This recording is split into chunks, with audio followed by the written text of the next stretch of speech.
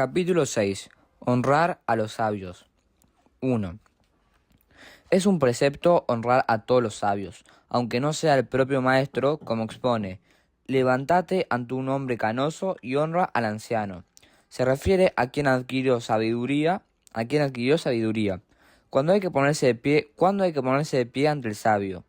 Desde que lo ve acercarse a 4 amot, codos, de distancia, hasta que pase delante suyo. 2. No se pone de pie ante él en una casa de baños ni en los sanitarios, como expone: levántate y honra, es decir, ponerse de pie cuando aquello brinde respeto. Los trabajadores, cuando trabajan, no están obligados a ponerse de pie ante los sabios, como expone: levántate y honra, o sea, tal como el honor no implica una pérdida monetaria. El acto de ponerse de pie tampoco debe implicar una pérdida monetaria. ¿De dónde aprendemos que no se debe desviar la vista cuando pasa un sabio a fin de evitar verlo cuando esté cerca, para no precisar ponerse de pie ante él? Del versículo temerás a tu Dios, Baikra Lev 19:32, acerca de toda cuestión que depende del corazón, es decir, en la que solo uno sabe su verdadera intención, si es buena o mala, expone: temerás a tu Dios. Hashem sabe las intenciones. 3. No es adecuado que el sabio incomode a la gente dirigiéndose hacia donde esté ella para que se ponga de pie ante él, sino debe tomar atajos y tratar de pasar desapercibido para evitar incomodarla a ponerse de pie. Los sabios solían alejarse y tomar caminos circundantes para no encontrarse con nadie que los conociera a fin de no molestarlos. 4. Montar es como caminar, y así como se debe poner de pie ante quien esté caminando, también se debe hacerlo ante quien esté montando. 5. Si 3 hombres caminan juntos, el maestro va en el medio por respeto, el mayor en sabiduría a la derecha y el menor a la izquierda. Honrar a los sabios. 6. Quien vea a un sabio no debe ponerse de pie ante él hasta que se halle a 4 codos de distancia, y luego de que haya pasado, puede tomar asiento. Si ve al Beit Din, vicepresidente del Supremo Tribunal Rabínico de 71 sabios, debe ponerse de pie ante él desde el momento en que lo vea a lo lejos, hasta donde ya no lo vea, y no debe sentarse hasta que haya pasado y esté de espaldas, a una distancia de 4 codos. Si ve al Nasi, presidente del Tribunal Rabínico de 71 sabios, debe ponerse de pie ante él desde que lo vea y no ha de tomar asiento hasta que el Nasi se haya sentado en su lugar o quede oculto a sus ojos. Si el Nasi renuncia a los honores que le corresponden, su renuncia es válida. Cuando el Nasi ingresa a la casa de estudios, todo el público se pone de pie, y nadie se sienta hasta que él diga: tomen asientos. Cuando ingresa él a Beit Din, solo quienes estén próximos a su camino han de formar 2 filas y ponerse de pie a ambos lados hasta que entre y se haya sentado en su lugar. Pero el resto del público no debe ponerse de pie y puede permanecer sentado. 7. Al ingresar un sabio, toda persona que se halle a 4 codos de distancia debe ponerse de pie. Resultará que uno se pondrá de pie y otro se sentará a medida que el sabio se vaya acercando a cada uno, hasta que el sabio llegue a su lugar y tome asiento en su lugar.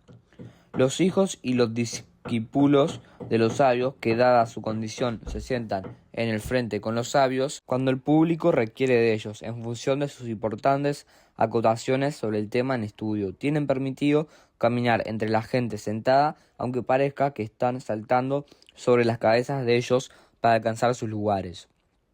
No es digno de estudiosos de la Torá entrar últimos. Si sale para hacer sus necesidades, luego puede regresar a su lugar, atravesando por el público, pero si sale sin necesidad, debe sentarse en cualquier lugar que encuentre. Los hijos del sabio, que están sentados al lado del padre, si tienen capacidad para comprender la clase, vuelven el rostro hacia su padre, dando la espalda al público. De lo contrario, vuelven el rostro en dirección al público. 8. Un alumno que está siempre sentado ante su maestro no está autorizado a ponerse de pie ante él, sino solo una vez por la mañana y una vez por la noche, para que su honor no sea superior al honor que le brinda al cielo por medio de la plegaria del Shema Israel que se recita 2 veces por día, de mañana y de noche. 9. Ponerse de pie ante los ancianos. Se debe poner de pie ante un hombre sumamente anciano, por más que no sea un sabio. Incluso un sabio joven debe ponerse de pie ante un hombre sumamente anciano, pero no está obligado a ponerse de pie por completo, sino debe levantarse levemente para honrarlo. Incluso se debe honrar verbalmente a un anciano gentil y darle una mano de apoyo, como expone. Levántate ante un hombre canoso, es decir, ante cualquier anciano, sin importar si es o no sabio o si es o no judío. 10. Exención para los sabios de ciertas obligaciones. Los sabios no deben salir a participar con toda la comunidad en obras de construcción, excavaciones, etc., para no ser despreciados ante la gente, pero sí deben encargarse de que alguien haga el trabajo en su lugar. No se les cobra para la construcción de murallas, reparación en portones, salario de los guardias, etc., ni tampoco para el obsequio para el rey, pues a los sabios los protege el mérito de su estudio de Torá, Talmud Baba, Batra octava. Tampoco se los obliga a pagar impuestos, ya sea un impuesto asignado sobre los habitantes de una ciudad, impuesto sobre el público, o uno asignado sobre cada individuo en particular, como expone. También cuando estén entre las naciones y estudien Torá, pronto les congregaré y serán liberados de la carga del rey y los ministros. Así también, si un sabio posee mercancías, se la deja vender primero y no se le permite a nadie vender sus productos hasta que primero lo haga el sabio. También, si el sabio comparece ante un tribunal en un juicio y se halla entre muchos litigantes, se le debe dar precedencia a él y hacerlo sentar, a pesar de que en general los litigantes deben permanecer de pie. 11. Sobre el desprecio a los sabios. En una transgresión grave, despreciar a los sabios u odiarlos, Jerusalén no fue destruida hasta que sus sabios fueron despreciados, como expone, y agraviaban a los mensajeros de Hashem, despreciaban sus palabras y se burlaban de sus profetas. Es decir, despreciaban a quienes enseñaban sus palabras. Asimismo, lo que expuso la Torá: si ustedes desprecian mis decretos, si ustedes despreciarán a quienes enseñan mis decretos, entonces todo el mundo, el que desprecia a los sabios, no tiene parte en el mundo venidero y es considerado como quien denigra la palabra de Hashem. Pena por desprecio a los sabios. 12. A pesar de que el castigo de quien desprecia a los sabios es que no tienen parte en el mundo venidero, si se presentan testigos de la ofensa, aunque ésta haya sido verbalmente, también es penado con nidui, aislamiento. El tribunal rabínico le aplica la pena públicamente y se lo multa en cualquier lugar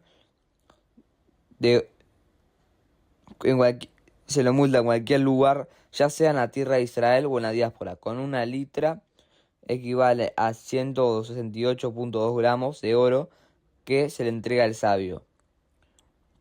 El que desprecia a un sabio verbalmente, aún después de que falleciera, recibirá la pena de nidui de parte del tribunal rabínico, y cuando se arrepienta de sus acciones lo liberan de esta pena. Pero mientras el sabio viva, no se levanta la pena hasta que el individuo que le haya recibido se reconcilie con el sabio.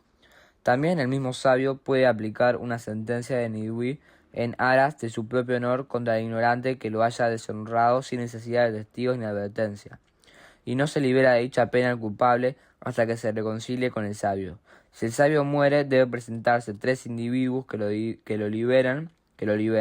Si el sabio desea perdonarlo y no emitir una orden de nidui en su contra, tiene permitido hacerlo. 13. Si un maestro emite contra alguien una orden de nidui, aislamiento, en aras de su propio honor, todos sus discípulos están obligados a atacarla. Pero si un alumno emite una orden de nidui en aras de su propio honor, el maestro no está obligado a acatarla, pero todo el pueblo sí. Asimismo, el individuo que haya recibido la pena de Nidui por parte del nazi, todo el pueblo de Israel está obligado a acatarla. Y si la pena le fue aplicada por un israelita, todos deben acatar la pena, excepto el nazi. El individuo que haya recibido la pena de Nidui por parte de su propia ciudad, también en otras ciudades debe acatarse su estado, pero si la recibió en una ciudad ajena, la pena no rige su propia ciudad. 14. ¿Quiénes reciben la pena de Nidui? ¿En qué casos así? Cuando alguien recibió la pena de Nidui por haber despreciado a los sabios, pero quien la haya recibido por el resto de las transgresiones que merecen esa pena, incluso si la decretó un israelita de pequeño rango, el nazi y todos los israelitas están obligados a acatarla hasta que el condenado se arrepienta de aquello que lo llevó a recibir esta pena y sea liberado de ella. Son 24 los casos en que una persona puede recibir la pena de Nidui, sea hombre o mujer. A saber, 1. Quien deshonra a un sabio incluso después de su fallecimiento. 2. Quien humilla a un mensajero de un tribunal rabínico. 3. Quien llama esclavo a su prójimo. 4. Quien desprecia una ley de origen rabínico. Y no hace falta decir quién desprecia las palabras de la Torá. 5. Quien fue convocado por un tribunal rabínico para presentarse en un momento específico y no se presenta. 6. Quien no acata el fallo de un tribunal rabínico recibe la pena de Nidui hasta que lo acate. 7. El que tiene algo dañino, como por ejemplo un perro violento o una escalera floja, recibe la pena de Nidui hasta que quite el peligro. 8. Quien le vende un terreno a un gentil recibe pena de Nidui hasta que asuma todo el daño que cause el gentil contra su prójimo israelita que posee una propiedad lindante. 9. Al que testifica contra otro israelita en un tribunal gentil y su testimonio deriva en una pérdida monetaria para aquel, cuando de acuerdo con la ley de la Torá no hubiera sido así. Se le aplica la pena de Nidui hasta que restituya la pérdida que ocasionó. 10. Un carnicero sacerdote que no separa los obsequios obligatorios para darlos a otro sacerdote, se le aplica la pena hasta que lo haga. 11. Quien profana el segundo día de una festividad en la diáspora, por más que sea una costumbre. 12. Quien realiza un labor en la víspera de Pesaj luego del mediodía. 13. Quien pronuncia el nombre de Hashem en vano o jura en su nombre por algo irrelevante. 14. Quien induce a otros a profanar el nombre de Hashem. 15. Quien induce a otros a ingerir sacrificios fuera del lugar donde corresponde hacerlo. 16. Quien calcula los años y fija la duración de los meses estando fuera de Israel. 17. Quien hace tropezar al ciego. 18. Quien impide a otros observar un precepto. 19. El carnicero que suministra carne no kosher. 20. El matarife que no examina su cuchillo ante un sabio. 21. Quien tiene una erección voluntaria. 22.